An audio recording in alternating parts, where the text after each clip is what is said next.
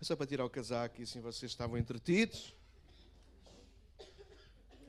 Eu amo pregar na nossa casa. Eu sei que se calhar alguns, e não digo isto à procura de outra coisa, senão apenas mesmo, é verdade, que alguns já poderão estar cansados de me ouvir, mas eu gosto mesmo de pregar na nossa casa. Vocês são... Depois temos o Rodrigo, portanto, o emplastro. Só foi só para aparecer na câmara. E eu gosto mesmo pela forma como vocês gostam, apreciam, ouvem e se movem através da palavra de Deus. Eu gosto muito de pregar aqui em casa. É como se eu estivesse a pregar sempre a primeira vez. Quando eu prego a primeira vez aqui ou em algum lugar, eu estou sempre muito nervoso, mas ao mesmo tempo muito entusiasmado. A vantagem aqui é que eu já sei o que é que vocês... A forma como vocês reagem. Então eu amo pregar aqui para vocês. Espero que vocês gostem tanto de me ouvir como eu gosto de pregar a palavra para vocês. Alguns, na boa, mas os outros também. O Senhor conhece o vosso coração e vai tratar com vocês. Ok, nós vamos juntos à palavra de Deus e eu queria ainda manter-me no tema. Fé sincera, abra a tua Bíblia, se faz favor. Segunda carta de Timóteo, capítulo 1, verso 5.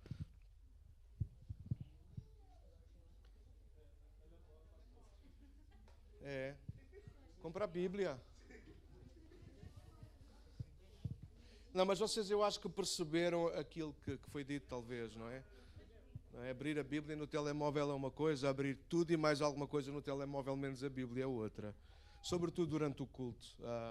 Uns podem ficar chateados com isso, o problema é mesmo só vosso, porque quando nós dizemos isso é porque amamos. E o domingo eu sei que todos os dias é dia de Deus, nós oramos, nós lemos a palavra, mas uma coisa é nós individualmente, o nosso alimento. Outra coisa é estarmos juntos.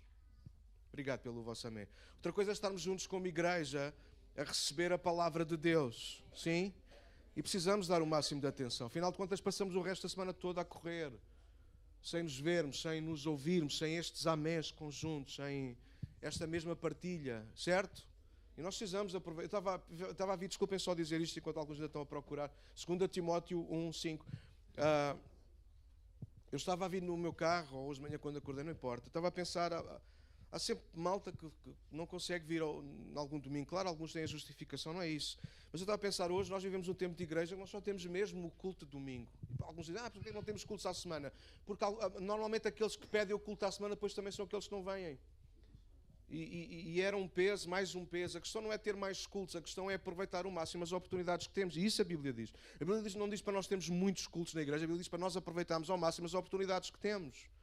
E eu estava a pensar sobre isso, ainda assim há gente que consegue arranjar alguma coisa ao domingo para não vir. Claro que não há regra sem exceção, mas a nossa regra deveria ser, eu vou estar na casa de Deus. Porque eu preciso, e os meus irmãos precisam da minha presença lá. Eu sou mais edificado quando estou com os irmãos do que quando estou sozinho. Eu vou repetir, que alguns não perceberam o que eu disse. Eu sou muito mais edificado quando estou no meio do povo de Deus do que quando eu estou sozinho. E eu oro sozinho, eu leio a palavra, e é bom, e Deus fala muito ao meu coração. Mas eu sou ricamente, duplamente, triplamente abençoado quando eu estou com os irmãos. Então, não percam a oportunidade, de facto, de vir à casa de Deus. E uma bênção muito grande. Então, segunda carta de Timóteo 1,5, já abriram na vossa Bíblia, no vosso telefone. E a palavra de Deus diz na versão que eu costumo ler: lembro-me da tua fé sincera, como era da tua avó Lloyd e da tua mãe Eunice, e sei que em ti essa mesma fé continua firme. Paulo a escrever a Timóteo. Na nova versão internacional, que é mais parecida com aquela que vocês têm na vossa mão, há de dizer mais ou menos, recordo-me da sua fé não fingida, que primeiro habitou em sua avó Lloyd e em sua mãe Eunice, e estou convencido que também habita em você. Então, como eu lembrei aos irmãos, algumas semanas atrás, depois entretanto recebemos a visita do pastor Leonídio, depois o nosso Paulo também partilhou a palavra na semana passada, mas há 3 domingos atrás eu partilhava-vos sobre a fé sincera e nós contrastámos claramente e diretamente com a fé sincera com a fé não sincera, ou fé fingida com fé não fingida. E aquilo que Paulo, ao escrever para Timóteo, para encorajar este miúdo na fé, ele estava a dizer-lhe isso: olha, eu quero encorajar-te, mas quando Paulo começa a escrever a carta, vem à memória uma coisa muito boa, muito agradável, que era boa em Timóteo e que afinal de contas também encorajava o próprio Paulo. E ele diz isso: olha, lembro-me da tua fé não fingida. Uau! Isso é bom. Eu quero que as pessoas olhem para mim e percebam que a minha fé em Deus é muito honesta. É simples, mas é honesta. Não tem malabarismos. É o que é. Pão, queijo. E diria que no filme antigo português, a propósito, vem esta Santos, diz a outra. Okay. Mas vocês não conhecem o Costa... Alguém já viu o Costa do Castelo? Pronto, lá no meio do filme isso aparece. Né? Comigo é pão, queijo e a senhora pergunta, a que propósito vem essa Santos? Ok, mas isso eu gosto destes filmes antigos. Também já estou a ficar velho. Mas esta é a verdade. Paulo olha para Timóteo e vê nele um homem simples. Não um homem de super fé, mas um homem que tem uma fé sincera, simples, suficientemente capaz de confiar em Deus, de acreditar em Deus, de aceitar aquilo que é de Deus para a vida dele. Isso é uma fé sincera, assim de uma forma tranquila. E eu escolhi um texto convosco, vocês se lembram, estudámos ou lemos e meditámos e usámos a figura da mulher do fluxo de sangue. Uma história que aparece no Evangelho de Marcos, se vocês quiserem abrir, que nós vamos relembrar algumas coisas e vou pegar nela para partilhar hoje ainda um bocadinho sobre a fé fingida versus a fé que não é fingida. E Marcos, no capítulo 5, nós encontramos a história da mulher que tinha um fluxo de sangue. A maior parte de nós já ouvimos esta história de uma maneira ou de outra, pregada, lida, sei lá, tantas vezes. É uma mulher que tem uma doença há 12 anos e que ouve que Jesus está a passar na sua cidade e estabelece um plano. O plano é, eu vou furar a multidão, vou vir por detrás, vou tocar na orla do seu vestido e se eu conseguir fazer isso, eu vou ser curada. E a mulher estabelece o plano e executa o plano, o seu plano. E ela vem por trás, fura a multidão, toca no vestido de Jesus e é instantaneamente curada. Só que o que acontece nesta história chamou a minha atenção e nós podíamos pregar só sobre isto que eu acabei agora, Daniel, e pregaríamos sobre fé e milagres. Só que o que acontece depois tem que nos obrigar a nós cristãos a refletir naquilo que Jesus faz e amadurecermos como cristãos. Afinal de contas, aquilo que eu aprendo é que a fé não serve ou não pode servir apenas e só para eu me aproximar de Jesus por causa das minhas coisas, mas Jesus também quer aproximar-se de nós por causa do seu amor por nós. E cuidado, porque a fé ela é importante, e é disso que nós vamos estar a falar esta manhã, mas cuidado porque a fé não se pode sobrepor em momento algum ao amor. A fé pode levar-nos a conquistar milagres, mas é o amor que nos fará ficar presos a Cristo por toda a eternidade. Há muitas pessoas que pela fé já receberam milagres, mas pela falta de amor distanciaram-se. Alô? Ok? Aquilo que nos faz ficar presos a Cristo, aquilo que nos faz ser melhores adoradores, aquilo que nos faz ser mais comprometidos não é a fé que temos, mas o amor que temos. Aliás, Jesus disse que a nossa fé poderia ser do tamanho de um grão de mostarda, o que é uma coisa muito pequenina, desculpe a expressão, ridícula no sentido de tamanho, de quantidade. Então, é quase como se Jesus estivesse a dizer, ele não precisa que nós tenhamos muita fé. Ele diz apenas que nós precisamos, claro, sim, de ter fé. Mas não precisamos ter muita fé, não precisamos de medir fé, não precisamos de fazer exercícios para ver se a nossa fé cresce muito. Nós precisamos de nos esforçar, sim, para que o nosso amor, ele cresça. Nós vamos passar por lá, Paulo escreveu isso à igreja de Corinto e ele disse que agora permanecem estes três, a fé, a esperança e o amor, mas o maior destes é o amor. Aquilo que trouxe Cristo à terra não foi a fé que havia ou deixava de haver nos homens, mas o seu amor por nós. Aquilo que ainda faz com que Cristo continue a cuidar da nossa vida. Aquilo que faz, e nós vamos ver isso esta manhã, aquilo que faz com que Cristo opere milagres na nossa vida, muitas das vezes, ou esmagadora maioria das vezes, não tem que ver com a nossa fé, mas tem que ver com a sua grande compaixão. Uau! Então, aquilo que eu estou a dizer-vos não é esqueçam a fé, anulem a fé. Aquilo que eu estou a dizer nesta manhã é que a fé fingida não precisa de amar. Já a fé sincera não sobrevive sem amor. Agora era aquele momento, mas ok, até tranquilos. Ontem fui pregar numa igreja de irmãos Zucas. Oh, glória! Não é preciso dizer muita coisa. Só fazer assim, já... foi bênção. Então vim mal habituado ainda de ontem, está bem? Conheci uma igreja pela primeira vez e um pastor fantástico, amigos, ficámos amigos. Por isso é que eu estou com a adrenalina, entende? Aquilo foi até às tantas, Eu acho que eu até dormia ainda lá no meio daquele... Oh, glória! Mas foi fantástico. Ok. Por isso é que agora estou mal habituado. Vocês têm que falar mais alto para aqui, está bem? Eu hoje gostava de, ainda contrastando com a fé fingida e usando a história, por isso pedi para abrir em Marcos 5, mostrar o sinal e a evidência da fé sincera. E para mim a evidência, o sinal de uma fé sincera é o amor. A fé sincera, ela manifesta-se, mostra-se, demonstra-se através do amor. E eu vou mostrar isso ainda através dessa história. Eu acredito pela palavra de Deus e pelos seus exemplos que a fé sincera é motivada, move-se, revela-se e revela sempre amor. Deixem-me dar assim um exemplo negativo para vocês perceberem o que é que eu disse nesta frase. Por exemplo, a fé fingida, e a palavra fingida aqui é muito forte, mas fingida simplesmente quer dizer isso, uma fé que é interesseira. Ok? É fé, não é falta de fé, não é grande nem pequena, é apenas interesseira. Ou seja, é uma fé que se ocupa consigo próprio. Eu oro a Deus para Deus cuidar das minhas coisas. Eu oro a Deus porque estou doente. Eu oro a Deus para Deus ajudar-me com a minha família. Tudo isso está certo. Só que se ficarmos só aí, a fé torna, só corremos o risco que ela se torne uma fé fingida ou uma fé interesseira. E quando Deus não responde, esse tipo de pessoas que têm esse tipo de fé, normalmente vai abaixo, abandona. Porquê? Porque lhe falta o estandarte, falta-lhe o suporte, que é o quê? Que é o amor. E é aqui que é a diferença. Quando Deus não responde, a nossa fé não vai abaixo, porque o amor sustenta a nossa fé. Deus, tu faças ou não faças, eu amo-te. Porque a fé sincera sabe que Deus pode não fazer aquilo que eu peço, mas Deus fará sempre alguma coisa a meu favor. Porquê? Porque existe amor na relação. Quando não existe amor na relação, a fé sofre pela fé. E se Deus não fizer? E eu pedi, orei tanto a Deus e não aconteceu nada. Quem te disse que não aconteceu nada? A fé fingida põe-nos cegos. Toma nota, que isto não está nos apontamentos. Raquel, escreve aí, eu vou-me esquecer. A fé fingida põe-nos cegos. O amor traz-nos a revelação de quem Cristo é. Que Ele é bom, mesmo quando Ele não faz aquilo que nós esperávamos que Ele fizesse.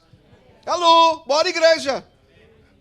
A fé fingida põe-nos cegos. Cegos no sentido de nós apenas olharmos e nos concentrarmos na nossa dor, na nossa necessidade, na nossa ferida aberta. E nós vimos a Cristo. E nós até nos esforçamos, tal e qual como uma mulher da história de Marcos 5. Ela furou a multidão. 12 anos de um fluxo de sangue. Provavelmente ela tinha anemia, ela tinha outros problemas, fraquezas. Ela arrastou-se, provavelmente. Mas ela esforçou-se pela sua ferida. Ela não se esforçou por quem Jesus era. E a fé fingida sempre nos faz esforçar por aquilo que nós precisamos. Mas a fé sincera faz esquecer o que nós precisamos e concentra-se em quem Ele é. É por isso que a igreja precisa de viver uma fé sincera. Não uma fé dependente dos resultados, mas uma fé totalmente dependente naquele que nos amou. E por isso nós o amamos agora. Uau, isto para mim faz tanto sentido. Pedro desvenda-nos um pouco acerca disso. Ouçam com ouvidos ouvir para não desmarcar Marcos. Eu vou ler a primeira carta de Pedro, 1, 8 e 9. Ouçam com ouvidos ouvir, por favor. Pedro escreve uma coisa fantástica. Pedro diz, embora nunca o tenham visto. E Pedro é alguém que viu Jesus. Alô? Pedro é um dos primeiros discípulos de Jesus. Mas Pedro agora está a escrever para uma igreja pós-subida de Cristo ao céu. Ou seja, Pedro está a escrever para uma igreja como nós, que nunca vimos Jesus. Alô? E agora vejam aquilo que Pedro diz. Eu acho que isto é fantástico. Embora nunca tenham visto Cristo, vocês o amam. 1 de Pedro 1,8. E ainda que não o vejam agora, nós não o vemos, creem nele. Uau, o amor e a fé. E se regozijam com alegria inexprimível e gloriosa, verso 9, pois estão alcançando o alvo da sua fé, a sua salvação. Então nós não vemos Cristo, mas nós o amamos. Nós não vemos ainda Cristo, mas nós acreditamos nele. E porque houve que ouvir aquilo que Pedro está-nos a dizer nesta manhã. E porque o amamos, mais fé nele, um dia nós estaremos com ele na eternidade. Porque salvação não é apenas ser tirados de um problema. A salvação no seu máximo é um dia estarmos na glória com Jesus. É por isso que o céu não é para todos. Vou dizer uma cena daquelas. João, escreve, que um dia vou escrever um livro, depois vou-te pedir apontamentos. Céu não é para todos os crentes. Céu é para os crentes que amam Jesus. Uau! Porque há muita gente que tem fé, mas não tem amor. Há muita gente que sabe vir a Cristo, Joana. Há muita gente que sabe como chegar a Cristo. A mulher da nossa história, Marcos 5, estão lá, ela sabia como vir a Cristo. Ela até nos passa uma imagem de humildade. Vem por detrás, prostra-se, porque afinal de contas ela tocou na orla do seu vestido nos nossos dias. Ela apenas queria tocar na bainha das calças de Jesus. Alguém está a ouvir aquilo que eu estou a dizer?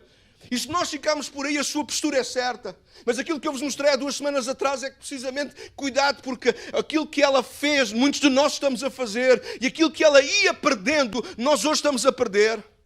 Ela veio por detrás, tocou na orla do vestido, instantaneamente é curada, e ela ia-se embora. E a fé fingida faz isto. Nós queremos de Deus aquilo que Deus tem para nós. Mas nós não queremos o Deus que tem coisas para nós. Ela só queria aquilo que Deus tinha para ela, mas ela não queria ter um encontro com Jesus. E a fé promove milagres. Olha esta para o incha, esta é fixe. A fé promove milagres, mas o amor arranja encontros. A fé promove milagres, claro, mas é o amor que arranja encontros. E se vocês olharem para a história, isso nós temos. A fé da mulher a promover um milagre, mas o amor de Jesus a arranjar um encontro. E no meio da multidão Jesus para e pergunta: quem me tocou? E os discípulos que estão à toa, eles não percebem o que está a acontecer. Diz: Senhor, toda a gente te toca e tu perguntas: quem me tocou? E Jesus disse: alguém me tocou, porque de mim saiu virtude. Alguém se aproximou com fé, e vou usar a expressão fingida em terceira. E Jesus não fica zangado com a nossa fé fingida em terceira. Jesus fica triste quando nós não convertemos a nossa fé em terceira em fé sincera. Mas Ele sempre dá a oportunidade de nós transformarmos a nossa fé fingida em terceira, voltada para nós mesmos, numa fé sincera. Uma fé que agora se baseia não mais nas nossas necessidades, mas no seu amor. É por isso que a Bíblia nos apela não apenas a crer em Deus. Até os demónios creem e estremecem. Paulo escreveu isso. Mas a Bíblia apela-nos a nós confiarmos em Deus. E confiar é diferente de apenas acreditar. Confiar é aquilo que eu disse no início. Acreditar, a gente basta apenas dizer: ok, eu acredito que Deus tem o melhor para a minha vida. Eu acredito. Mas depois, quando não vê o melhor para a minha vida, eu fico baixo, eu fico deprimido, eu fico depressivo, eu choro porque até Deus me abandonou. E se calhar alguns de vocês estão a pensar: pastor, você está a gozar comigo, é porque eu já fiz isso. Não estou a gozar, é apenas a realidade. A fé interesseira leva-nos a cair, leva-nos a desistir, leva-nos a pôr em causa quem Deus é, por causa da nossa necessidade. Começamos a ver Deus através da nossa ferida. E Deus está muito além da nossa ferida. A fé sincera leva-nos a confiar em Deus, quer Ele faça, quer Ele não faça.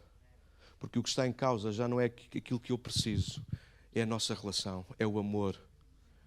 E o amor um dia far-nos a estar no céu, com ferida ou sem ferida, com problema ou sem problema. A fé interesseira lutará uma vida inteira. Esforçar-se-á por furar uma multidão de gente, de coisas, de obstáculos, apenas para alcançar e somente alcançar aquilo que precisa. E depois de ter aquilo que precisa, irmã Margarida, a fé interesseira faz-nos ir embora, sem nunca conhecermos quem Cristo é. Mas o que acontece na história não é isso. O que acontece na história é Cristo a mostrar que não apenas tem poder para as nossas necessidades, mas tem alguma coisa maior para a nossa vida. Porque Jesus não veio por causa das nossas necessidades, Jesus veio para nos dar uma oportunidade na vida. E essa oportunidade, irmãos, a nossa vida não muda por causa da religião. Sim? A nossa vida não muda pelo nosso esforço mudarmos alguns hábitos. Esta semana eu lia isso, só queremos mudar. Sim, às vezes é importante mudar alguns hábitos de saúde, isto e daquilo, mas estamos a falar da nossa vida espiritual. A vida espiritual não muda porque eu mudo alguns hábitos. Ou seja, o que isto quer dizer é que não muda porque eu me esforço muito. A nossa vida espiritual muda quando nós encontramos o amor que há em Cristo Jesus. Por isso que João escreve na sua carta: nós o amamos porque Ele nos amou primeiro. Então aquilo que muda de facto a nossa vida é o amor. E eu escrevi aqui alguma coisa do género, acho que é interessante. Paulo, por exemplo, ele escreveu e recomenda na carta aos Efésios que nós temos que andar em amor. Paulo não diz para nós andarmos em fé ou de fé em fé, mas Paulo diz para nós andarmos em amor. Sim, Paulo é o defensor da fé e ele ensina-nos que a nossa salvação, ela chega até nós pela fé em Jesus Cristo. Sim, nós precisamos da fé para ser salvos, mas nós precisamos do amor para nos mantermos salvos. Às vezes a nossa fé até pode ir abaixo, mas se o amor estiver em alta, o amor segurar-nos-á. A mulher da nossa história sabia que a fé era importante para obter alguma coisa de Deus. Ela acreditou que Jesus seria poderoso para curar a sua enfermidade, mas provavelmente, ela não sabia que era amada. Não sabia que o amor estava disponível, não sabia que Deus estava acessível através do amor e não somente pela fé. Por isso que a mensagem do Evangelho, sim, é nós crermos em Cristo, mas é nós recebermos o seu amor. É nós acreditarmos não apenas em Deus, mas acreditar que Deus nos ama. Porque Deus amou o mundo de tal maneira que Deus se ofendeu. Esta é a Bíblia, não é? Alguém diz, isto é o João 3,16, é a Bíblia resumida, é a história da Bíblia, é a história de Deus. E é verdade, o que está em causa é o amor. E aquilo que Cristo ele vem restaurar na nossa vida, sem sombra de dúvida, é o nosso amor. É por isso que o grande mandamento e o segundo semelhante é amar a Deus acima de todas as coisas e ao próximo como a nós mesmos. Uau! Talvez a mulher não sabia que Deus se move, opera pela fé, sim. Mas só quer ligar-se a nós pelo amor. Quando lemos histórias, cá estão elas. Quando lemos histórias como a mulher samaritana, alguém conhece a história da mulher samaritana que Jesus encontrou junto a um poço? Alguém conhece essa história? João capítulo 4, bonita essa história. Quando lemos a história da mulher samaritana, da mulher que lavou os pés de Jesus com as suas lágrimas, alguém conhece essa história e derramou o perfume caro? Ou até mesmo a história de Zaqueu, Natanael ou outros. Percebemos que há algo em comum nas histórias destas pessoas. Primeiro é que não há nenhum milagre envolvido. Não há nenhum milagre envolvido. Não há milagre na história da mulher samaritana. Não há milagre na história da mulher que veio aos pés de Jesus. Não há milagre na história de Zaqueu. Não há nenhum milagre. Mas eu acredito que estas pessoas sentiram aquilo que nunca tinham sentido na vida. Sentiram-se amadas. Eu estaria aqui agora por uma hora a falar só sobre a mulher samaritana, porque eu gosto daquela história. A mulher samaritana seria alguém, muito provavelmente, fruto do seu passado, uma mulher muito mal amada, e que procurava encontrar nos braços de diferentes homens amor. Até o dia em que ela conheceu Cristo, e a sua necessidade de ser amada foi totalmente preenchida.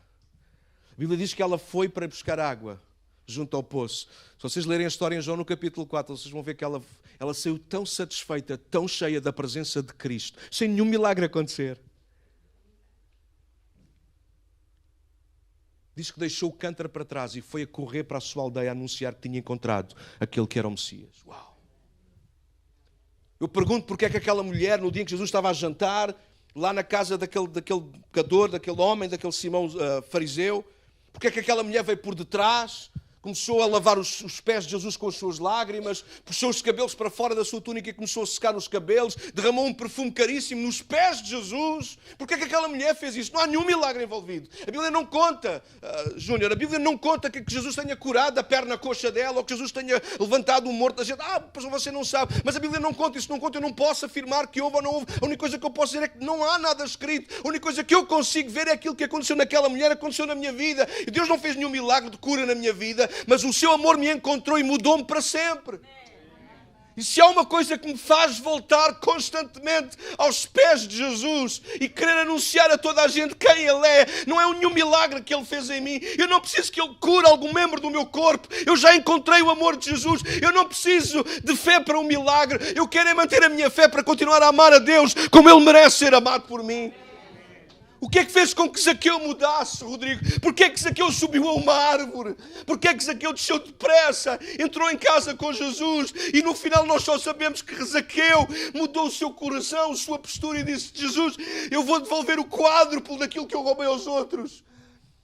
Não há nenhum milagre envolvido.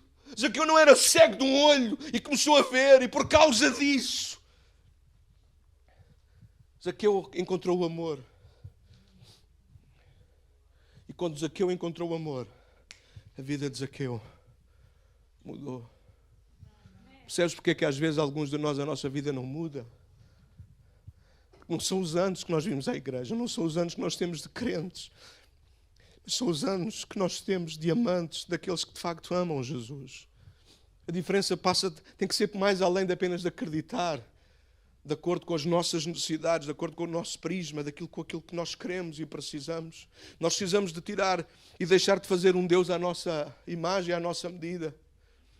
A mulher do fluxo de sangue que tinha um Deus à sua imagem. Se eu for por trás, tocar na orla do vestido, eu serei curada. Quem estabeleceu o plano foi ela, não foi Deus. Mas Daniel resultou, porque resulta sempre, meus queridos irmãos. Eu disse-vos isso há umas semanas atrás, há poder nas costas de Jesus. Ele não tem dificuldade em curar as nossas enfermidades, mas o seu maior desejo não é curar as nossas enfermidades, é fazer-nos sentir amados. Você percebe qual é a grande frustração de Jesus nos Evangelhos? Sim, ele nunca perdeu o poder, ele podia curar toda a gente. Aliás, a Bíblia vai dizer que ele percorria cidades e aldeias e curava a todos. Mas aquilo que continuava a marcar o coração de Jesus pela negativa era que eles continuavam a olhar para aquela gente toda curada, mas viam-os como ovelhas. Eles procuravam o milagre, mas não encontravam o amor. Esta mulher da nossa história, ela encontrou um milagre, mas quase perdia o amor. Se Jesus não para, ela perdia o amor. Jesus parou. Vocês conhecem o resto da história? Jesus encontra-se com ela. O amor promove encontros. Por isso que a gente precisa ter mais tempo, não sei se mais tempo no sentido de tempo, mas tempo no sentido de nós nos dedicarmos com mais intensidade a estes momentos de louvor e adoração, oração. A gente está sempre com pressa para receber um milagre. A gente precisa de parar na presença de Jesus para termos tempo de nos encontrar com Ele, de ouvir a voz dEle. Há coisas que só acontecem, Raquel, quando a gente para, quando a gente cala, fecha a matraca e deixa que o Espírito do Senhor toque o nosso coração e toque cada parte da nossa vida e nos cura onde precisamos ser curados. Pode ser no corpo, mas muitas das vezes, ou a maioria das vezes, é na alma. Porque as feridas do corpo só doem, sobretudo quando a alma está ferida. Porque gente resolvida na alma lida bem com as coisas do corpo. Eu sei o que estou a dizer. Sim, eu sei aquilo que estou a dizer, porque tem diante de mim alguns heróis assim, gente que às vezes está mal no corpo, tem dores por causa da velhice, por causa disto, daquilo, mas a alma está tão cheia de Deus que não são essas dores que impedem as pessoas de serem felizes e de ainda partilharem o amor de Deus. Nós precisamos resolver a nossa fé fingida e dar lugar ao amor na nossa relação com o Senhor. Tem que avançar para irmos embora, não é? Nós não temos almoço aqui. Por vezes o que aconteceu com aquela mulher do fluxo de sangue acontece connosco. Sabemos que sem fé é impossível agradar a Deus, claro, Hebreus 11. Mas esquecemos ou negligenciamos que se não amamos, como Ele nos ama, podemos ganhar um milagre, mas corremos o risco de perder Jesus. A fé fingida, ouve com ouvidos ouvir, a fé fingida sempre nos levará ao vestido. Mas apenas uma fé sincera nos colocará frente a frente com a pessoa dentro do vestido. A fé fingida sempre nos dará acesso ao milagre, mas nada nem ninguém nos irá prender. Mas a fé sincera leva-nos ao encontro de Jesus e ficamos presos pelo amor. A fé fingida persegue, deseja e satisfaz-se com o milagre. A fé sincera satisfaz-se em amar e ser amado. A fé sincera está constante e totalmente envolvida em amor. Mais preocupada em dar do que em receber. Fantástico, não é?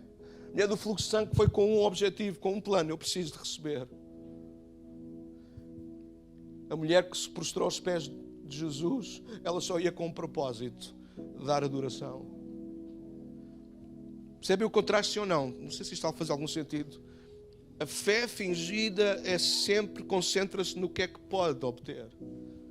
A fé sincera aprende a dar. Porque há esses dois tipos de fé. Eu preciso ter fé, preciso ter muita fé para receber de Deus. Ou então não. Ou eu preciso ter muita fé para confiar em Deus. E para mim, na Bíblia, apesar dela falar dos dois tipos de fé, a fé que agrada a Deus, para mim, na minha leitura, é que Deus quer que tenhamos uma fé sincera, uma fé que não fica grudada, presa, escrava daquilo que nós recebemos, mas uma fé que abre os braços e diz: Deus, tal como sou e estou, eu confio em Ti. Eu sei que doente ou não ou são, eu vou servir-te com a mesma força, porque não sou eu, és Tu em mim. Se Jesus fizesse um milagre na minha vida, o que eu não faria? Começa a fazer com aquilo que tens e com aquilo que podes. Há pessoas que às vezes chegam ao pé de mim e dizem: pastor, se eu tivesse mais dinheiro, eu abençoava a igreja. Eu disse: não. Dá o que tens. Deus não precisa nem usa aquilo que nós não temos e não damos. Deus só usa aquilo que nós colocamos na sua mão. Se eu fosse como tal e tal pessoa, mas não és. Nem Deus quer que tu sejas como tal e tal pessoa. A fé fingida sempre nos leva a viver uma utopia. A fé sincera coloca-nos na real. Põe-nos na realidade. É isto que tem, Deus, estou aqui. Deus, tu não te enganaste ao me chamares para fazer isto e aquilo. Não, então bora, eu vou nessa força. Um dia Deus chamou um homem chamado Gideão. Alguém conhece a história de Gideão? Está no livro de Juízes. Um dos juízes que Deus levantou e quando Deus aparece a Gideão, sabem qual é o nome que Deus lhe chama? Homem valente. Homem valoroso. E Gideão fica: estás enganado, Senhor. Deve ser a porta ali ao lado. O vizinho do lado é que é o Senhor António Valente. Aqui nesta casa é só o Zé Manel Fraquinho. Sim, foi isso que ele disse. A minha família é mais pequena, a minha tribo é mais pequena, a minha família é mais pobre, mais pequena e eu sou o mais novo. E o anjo continua a dizer a mesma coisa. Não, homem valente, o Senhor escolheu-te para tu livrares o povo. E às vezes nós estamos assim, a nossa fé, a fé fingida faz-nos isso, ao desejar muitas nossas coisas, ou pôr sempre em descrédito aquilo que Deus diz a nosso respeito. Só o amor consegue fazer de nós pessoas sinceras e ouvir sinceramente aquilo que os outros dizem a nosso respeito. Você sabe, eu aprendi uma coisa, não foi há muito tempo, é pena, gostava de ter aprendido mais cedo. Então a malta nova que me ouça, aprendam isto o mais cedo possível. Nós somos muito influenciados por aquilo que os outros dizem. Ainda na nossa tribo estávamos a falar de redes sociais, aquilo que a gente fica iludidos com aquilo que vê dos outros e daqui e dali. Mas é um facto, até algum tempo atrás eu ficava muito preso àquilo que os outros diziam, àquilo que eu achava que os outros diziam. Até que eu depois aprendi, não, eu vou só ouvir as pessoas que de facto me amam. Porque as pessoas que me amam são sinceras e quando dizem o que dizem é porque querem o melhor para mim, mesmo quando dizem o pior. Quando não há amor envolvido, o que é que interessa ouvir alguém que não me ama? Que eu posso dar um recado a alguém, dizer: eu não gosto que tu faças isto ou aquilo, mas se não houver amor, eu só vou dizer eu não gosto, eu não vou estar lá para ajudar a pessoa a mudar. Mas o amor não, o amor vai dizer: eu não gosto e vou ajudar-te a fazer o caminho até tu seres melhor. Então a fé ela é importante. Mas se nós se isolarmos a fé na nossa vida, na nossa relação com Deus, nós vamos correr o risco de viver uma fé fingida e não darmos conta disso. Se olharmos outra vez, e perdoem-me a minha insistência, se olharmos para a história desta mulher, quantas vezes a história desta mulher não nos inspirou a viver em fé? Mas é um facto, se Jesus não para, ele vai a caminho da casa de Jairo, se Jesus não para, aquela mulher tinha recebido um milagre, uau, mas não tinha conhecido Jesus. E como vosso pastor eu não quero isso. Eu quero que vocês tenham milagres de Deus na vossa vida. Mas maior que o milagre é aquele que opera milagres. Porque milagres às vezes vão haver e às vezes não vão haver. Mas Cristo vai haver sempre. Às vezes Ele cura e tira a dor. Mas às vezes a dor mantém-se. Mas Ele vai estar lá ao nosso lado. A levantar-nos, a sustentar-nos. A equipar-nos. Mesmo com dor Ele vai estar lá ao nosso lado a dizer: bora, não desistas. A fé interesseira vai questionar 1000 vezes: porque é que não me curas? A fé sincera diz: oh Deus, eu não presto para nada, porque é que não me largas? Se Jesus não tivesse parado, aquela mulher não tinha tido a oportunidade, que alguns de nós já tivemos, ficar face a face com Cristo, ao ponto de esquecer as nossas fraquezas, as nossas necessidades e dizer: oh Deus, quem sou eu para me amares tanto? O teu amor e a tua graça me bastam. Houve um homem na Bíblia que um dia teve que ouvir isso, porque também orou 3 vezes a Deus. Paulo, no momento da vida dele, uma fraqueza dele, Paulo quase que caía, quase que escorregava na fé fingida. Diz que tinha um espinho na carne. Coríntios fala disso, da sua história, o seu testemunho. E Paulo começou a orar a Deus: Deus, tira este problema. Ninguém sabe o que era, um problema físico, um problema o que era, não sabemos, não importa. Paulo tinha uma fraqueza, um problema na sua vida que não o deixava, segundo ele, Paulo achava que aquele problema o limitava no ministério, o limitava enquanto homem. Ele orou a Deus: Deus, tira-me este problema, porque eu quero ser mais eficaz no ministério. E diz Paulo que orou 3 vezes, não sei se foi literalmente 3 vezes, se é apenas um número que aparece, para nós percebermos que Paulo repetiu várias vezes aquela oração. Estão comigo, sim ou não? Paulo orou mais do que uma vez. Paulo estava preocupado. Paulo esbarrou na sua necessidade. Paulo ficou cego com a sua necessidade e achava que por causa do seu problema, Deus já não seria Deus. E Paulo orou 3 vezes: Deus, remove este problema, remove este espinho na carne. E Deus responde quando quer.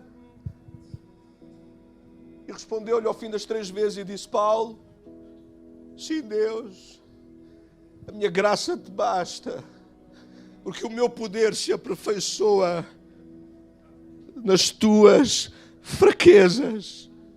E Paulo disse: então, Senhor, venha lá a fraqueza, porque quando eu estou fraco, então eu sou forte. Deus nunca removeu o problema de Paulo, mas Deus também nunca largou Paulo. Vou-me lembrar de outro homem chamado Moisés. Alguém conhece a história de Moisés? Sim ou não? Deus chamou Moisés. Êxodo capítulo 13, ele aparece numa sarça de fogo ardente. Uau! Se Deus me aparecesse numa sarça de fogo ardente, eu acho que todos os meus problemas acabavam. Mas para Moisés não acabaram. Deus começa a falar com ele: Moisés, tira as sandálias dos teus pés. Estou a preparar-te para te levar a um caminho novo. Tu nunca foste antes, para uma vida totalmente nova. Sim, Senhor, eis-me aqui, disse Moisés, quase. Até que Deus disse: estás a ver, eu tenho ouvido o clamor do meu povo lá no Egito, eles são escravos, e eu desci para livrá-los. Eu imagino Moisés a alegrar-se, porque Deus estava a partilhar com ele o plano, até que Deus diz: quem vai lá livrá-los és tu. E Moisés aí mudou a expressão e disse: como eu? Como é que eles vão crer em mim? Põe a mão no teu peito, saiu leprosa, põe a mão outra vez lá, ficou sã. Lança a tua, o que é que tens na mão? A vara. Lança a vara na mão e a vara se tornou em cobra. Pega nela pela cauda e ela se tornou outra vez. Então, se eles não acreditarem, tu farás esses sinais, eles vão acreditar em ti. Mas Deus disse: ainda assim é que eu não sei falar. Deus, pronto, o problema não sou eu, sou eu. Oh yeah, bebê, porque este é o nosso problema. E Moisés disse para Deus: Deus, o problema não sou eu não sei falar, Pronto, eu não vou lá. Eu vou começar a gaguejar. Alguns dizem que ele era gago, ou era fanhoso, não sei, ele tinha problemas na sua... Nós estamos a rir que não somos nós. E eu não estou a imitar, porque o nosso Samuel tem essa dificuldade na respiração e volta e meia aquilo falha ali como o caneco. Não é, Samuel? Mas é na boa, a gente não tem problema. O Samuel não é esse tipo de pessoa que fica chocado com isso. Mas é verdade. Moisés está neste... E Deus, desculpe a expressão, está bem? Mas Deus passou-se com Moisés. E de repente Deus disse para Moisés: mas ouve lá, não fui eu que fiz a tua boca? Mas tu estás-me a dar alguma novidade? Ou quando eu te chamei, eu não sabia que tu tinhas os teus problemas. Ou quando eu te chamei, eu não sabia que tu tinhas as tuas necessidades. Ou quando eu te chamei, eu não sabia que tu eras alguém que não eras capaz. Deus sabe que nós não somos capazes. Mas Deus não nos chama porque nós somos capazes. Deus chama-nos porque Ele é capaz. E você sabe, quando a fé fingida está envolvida, nós só vemos a dificuldade, nós só vemos o que não dá, nós só vemos a nossa incapacidade, nós ficamos cegos com aquilo que nós temos e com aquilo que nós não temos e não conseguimos ver quem Deus é. Quando Deus nos criou, Ele já sabia que nós tínhamos os problemas que temos, as necessidades que temos. Tenho lido muitas vezes nas últimas semanas o Salmo 139 e um dos versículos diz que todos os nossos livros estão escritos no livro de Deus. Não significa que Deus premeditou tudo acerca de nós. Significa que quando Deus nos criou, Ele criou com um propósito. Ele disse: vou criar o Júnior 1,75 m. Não. Deus pagou e disse: não, 1,80 m aí. 1,80 m só. O Júnior, vou-lhe dar uma capacidade fantástica para cozinhar. Não, cozinhar não, enganei-me. O Senhor enganou-se a escrever. Dá uma capacidade fantástica para cantar. E sim, cantar. Vou-lhe dar alguma timidez para que ele não se orgulhe e fique no lugar dele, no tempo certo, na altura certa. Quando Deus nos desenhou na barriga da nossa mãe, Ele já tinha um plano para nós. Ele sabia que nós iríamos ter estes problemas na fala, nariz torto. Alguém tem o nariz torto? Alguém tem o canal assim desviado? Eu devo ter que ressono, que parece uma motosserra, diz a minha mulher. Todas as noites faço covers de motosserra. Alguém tem? Alguém tem uma orelha maior que a outra? Alguém tem as orelhas maior do que aquilo que gostaria de ter? Olha a Liliana a medi-las. Estás a medi-las, Liliana? Eu não estava a dizer para dentro, era só por fora. Alguém tem uma perna maior que a outra? Há pessoas que têm e não sabem, hã? Alguns homens só descobriram isso quando chegaram à tropa e que tiraram as medidas. É verdade, olha. Alguém nasceu com algum defeito no corpo. Não precisa de mostrar nada, por favor. Mas há pessoas, por causa da forma com que são dentro da barriga da mãe, às vezes nascem. Eu conheço um menino que tem os dedos, ficaram encolhidos, porque provavelmente a posição não deixou que os ossos se desenvolvessem. Coitadinho o quê? Então Deus já sabia que ele estava assim. Alguns deles desenrascam-se melhor do que nós, porque eles viveram toda a vida assim. Diz Daniel, algum problema que descobriste agora no teu corpo? Não. Podemos orar por ti também. A fé fingida sempre procurará a atenção de Deus a nosso respeito. Deixem-me quase terminar, vou deixar mais de metade. Mas a fé sincera sempre se voltará para os outros.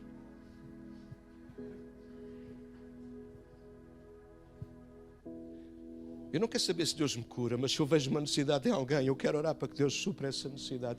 Porque o que vai fazer o que me vai mover nisso é o amor. Quando Cristo ele veio, há pouco eu citei, deixem-me lembrar-vos outra vez, se havia uma marca distintiva na vida de Jesus era a compaixão pelos outros. A esmagadora maioria, Daniel, dos milagres que Jesus fez, ele não fez por causa da fé das pessoas, ele fez por causa do seu grande amor. Eu vou repetir aquilo que disse. Ou melhor, vou acrescentar alguma coisa que pode ajudar. Deus não precisa, ouve com ouvidos de ouvir, tem ensino. Deus não precisa da nossa fé para fazer milagres. Ele tem todo o poder.